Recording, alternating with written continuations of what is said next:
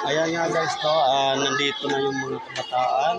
Nakapila na sila para sa food nila.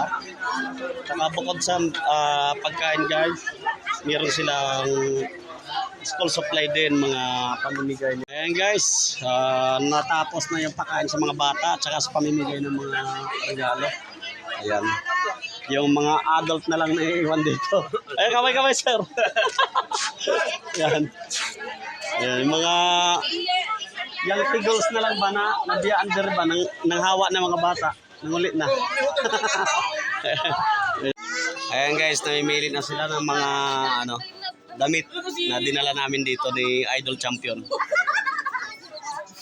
Ang dami pang pwedeng yan, depende na lang kung kanino, sinong, kung may magkasya sa kanila.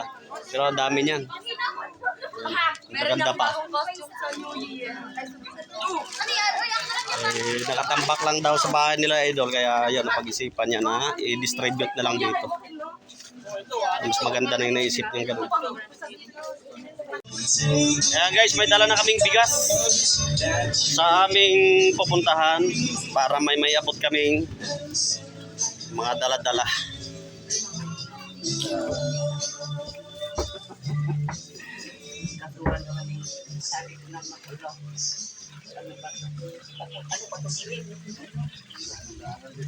Tandahan. Rico, dulas. Pababa pala to. Ang hirap ng daan dito guys. Ang hirap magkawang gawa mga idol. Akala nyo ba? Susuungin natin tong mga daan na bibihira nating madaanan. Noon pa naman talaga mga idol. Ayan.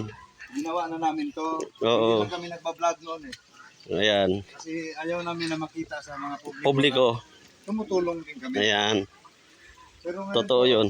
Gagawin po namin to. Itutuloy namin yung aming kawang gawa. Ayan. Yung naumpisahan niya noon, mga idol. Itutuloy namin to.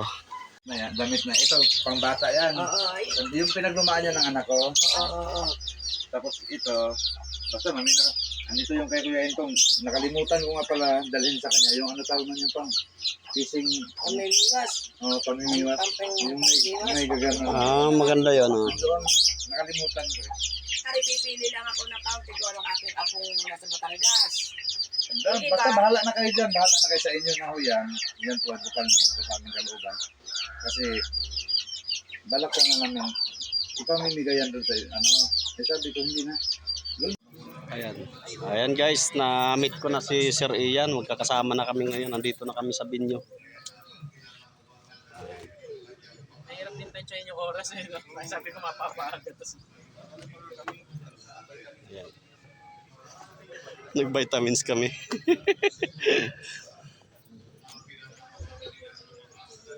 Ay, nila ba? Ipasok nyo nga muna to. Ito may sakay. Meron ka ba itang ano kuya? Ayan guys, yung aming i-distribute dito mamaya. Ayan, maliit wala. Tapos syempre, di makakalimutan yung ating tinapay na pangmalakasan. From garden niya. Ayan o. Buksan mo nga idol. Ayan guys.